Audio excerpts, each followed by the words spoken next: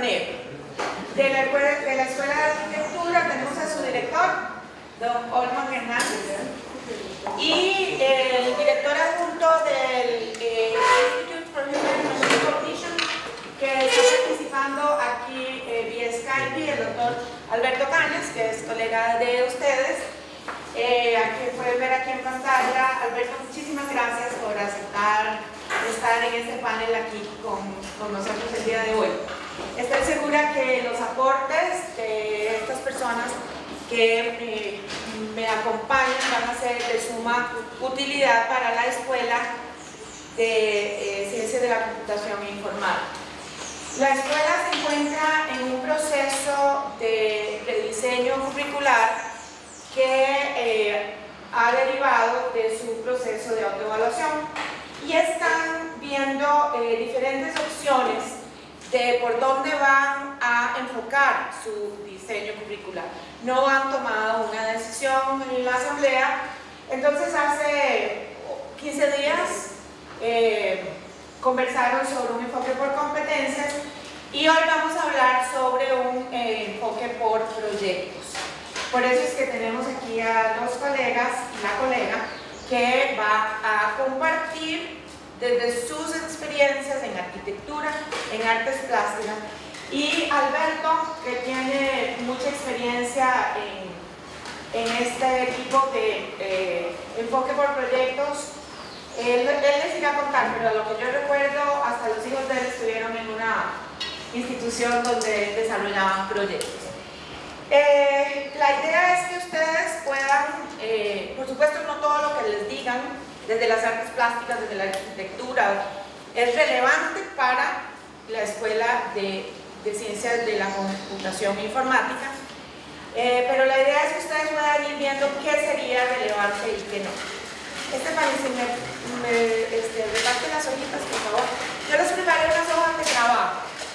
En esas hojas de trabajo hay algunos criterios de lo que debería ser un buen proyecto en términos generales. Cuánto dura, bueno, ahí hay algunos criterios. Hay algunas citas de la bibliografía. Algunos, en particular, lo tomé de un libro de Gary Steger y Silvia Martínez que dicen lo que podría ser un buen proyecto.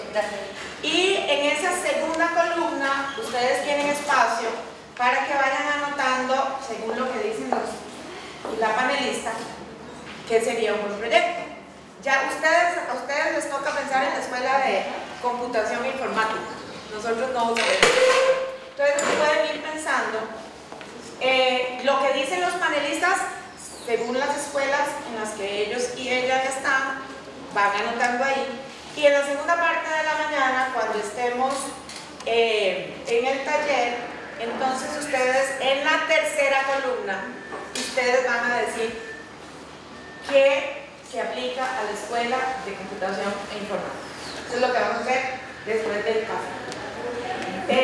A la hora de hablar, yo les agradeceré usar este micrófono que yo tengo aquí para que Alberto nos escuche, porque si no, Alberto no sé si nos ve. Ahí ves algo.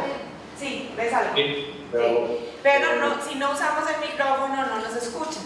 Él se va a quedar hasta la parte de preguntas, por si alguno de ustedes tiene alguna pregunta, pero tenemos que hacerla con este micrófono.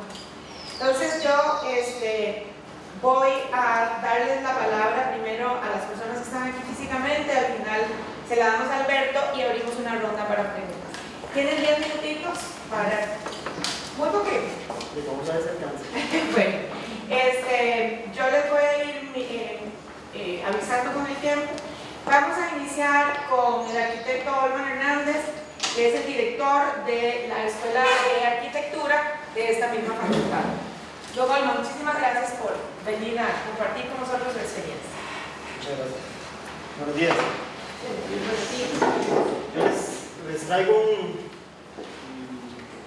resumen de lo que es la experiencia en la escuela.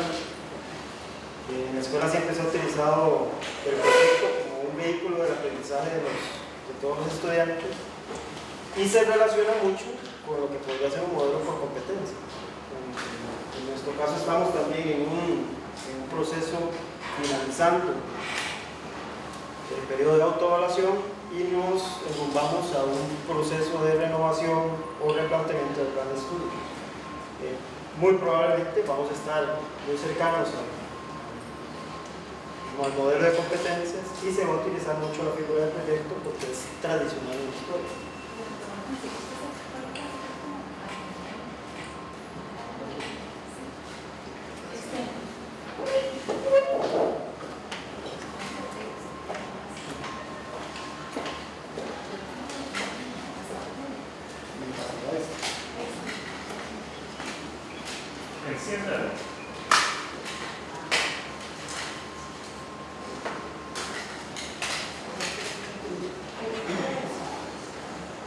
Voy a hacer un recuento muy rápido de cómo se organizó la escuela desde siempre, o desde el inicio. La escuela inició en el 71. Es para que Alberto lo vea. Para que Alberto vea los slides.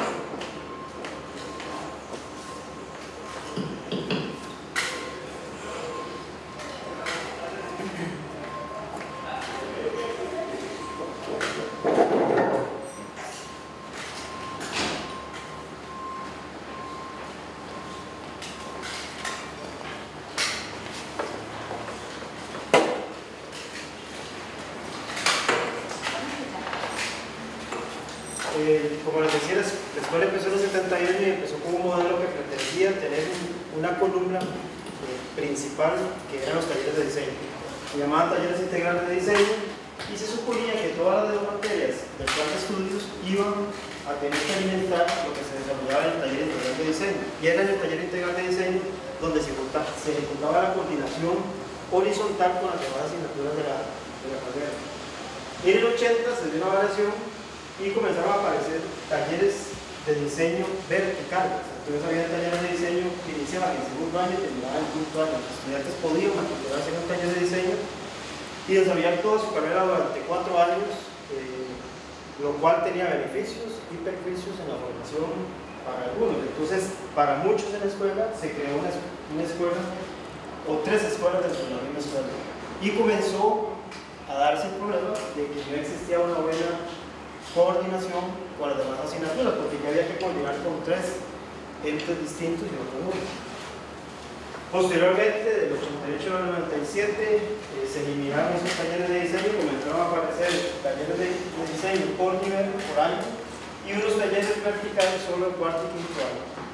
El mismo fenómeno comenzó a repetirse y ahora entonces las asignaturas se coordinaban verticalmente y no se coordinaban con el taller de diseño, que se supone es donde se ejecuta la integralidad del conocimiento del arquitecto y se desarrolla el arquitecto.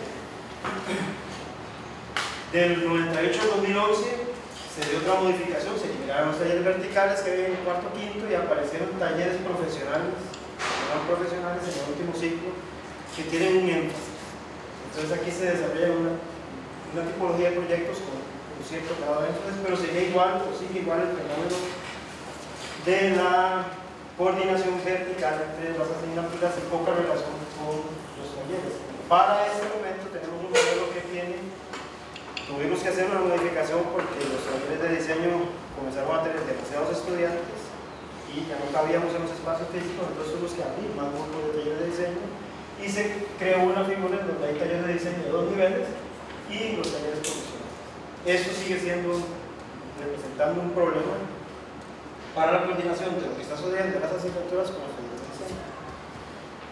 En este momento estamos tratando de entender cómo y qué es lo que sucede dentro del plan de estudios y en la formación de los estudiantes de la escuela. Nosotros tenemos cierta definición de lo que es un perfil de ingreso de nuestros estudiantes y tenemos una definición de lo que es el perfil de egreso deseado. Hay una serie de atributos que esperamos que los estudiantes que ingresan a la escuela tengan y hay una serie de atributos que los estudiantes o los profesionales van a tener que demostrar a la hora de salir. Y se está haciendo un mapeo de cuáles de las asignaturas se desarrollan cada uno de esos atributos de la escuela. Evidentemente, en este momento es un tanto difícil reconocerlo y probablemente nunca se vaya a reconocer completamente exactamente en qué asignaturas se desarrollan todos o cada uno de los atributos. De igual manera se debe, estamos analizando cuáles de estos atributos de ingreso se refuerzan más y en qué niveles de la carrera se reforzar. En principio creemos que hay al inicio de la carrera y casi que al inicio de cualquier asignatura basada en procesos, una parte inicial en lo que se tiene que dar mucho más aportes, insumos, herramientas, actividades en donde el estudiante pueda reconocer relevante para el desarrollo y al finalizar su formación, sea en el curso o sea en la carrera, el estudiante tiene que ser mucho más autónomo, tiene que tener la posibilidad de autogestionar lo que debería desarrollar como persona. El taller de diseño siempre ha sido o siempre se ha esperado que sea un modelo que no se centra en el profesor, sino que se centra en el estudiante, en el aprendizaje del estudiante. De hecho, por eso es que siempre se ha utilizado el proyecto como vehículo, no tanto la típica digamos, fórmula de llevar un curso en muchas carreras, que es el profesor frente a la pizarra y el estudiante recibiendo la información de forma lineal de lo que el profesor está diciendo, sino que en los talleres de diseño lo que se hace es que se abordan las temáticas desde una problematización general y el estudiante entonces se va incorporando poco a poco en la solución del proyecto. El taller de diseño es un escenario que intenta recrear o simular lo que va a suceder en la vida profesional del arquitecto. Evidentemente los primeros talleres de diseño pues van a tener una complejidad mucho menor, y en los últimos talleres de diseño va a existir una complejidad muchísimo mayor, y en donde el estudiante tiene que demostrar todas las capacidades que ha logrado desarrollar a lo largo de la carrera. En ese tanto se espera que al finalizar cada uno de los talleres de diseño hay unos resultados de aprendizaje que están asociados a las competencias, que tienen unos indicadores de desempeño y unas demostraciones de aprendizaje necesarias en 3 campos específicos, que es el dominio cognitivo, el dominio afectivo, el dominio psicomotor, o lo que usualmente se entiende como conocimientos, valores y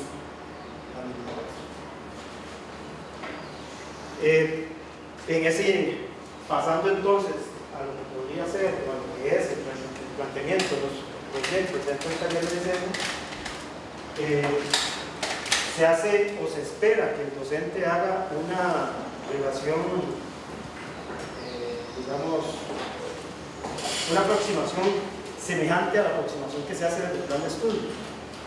Él debe entender y reconocer cuál es el perfil de ingreso del estudiante cuando llega a ese curso, cuál podría ser sus capacidades mínimas, las básicas que tiene el estudiante cuando ingresa al taller de diseño, y cuáles son las capacidades que tiene que demostrar, las destrezas que tiene que demostrar al finalizar el taller de diseño. Entonces, a partir de ahí, el docente tiene que diseñar el evento que va a suceder durante ese semestre, intentando reconocer cuáles son las actividades, los insumos que él debe aportar al estudiante, y diseñando un proceso en donde el estudiante pueda desenvolverse y desarrollar y fortalecer la aparición de los resultados del aprendizaje y los indicadores de desempeño.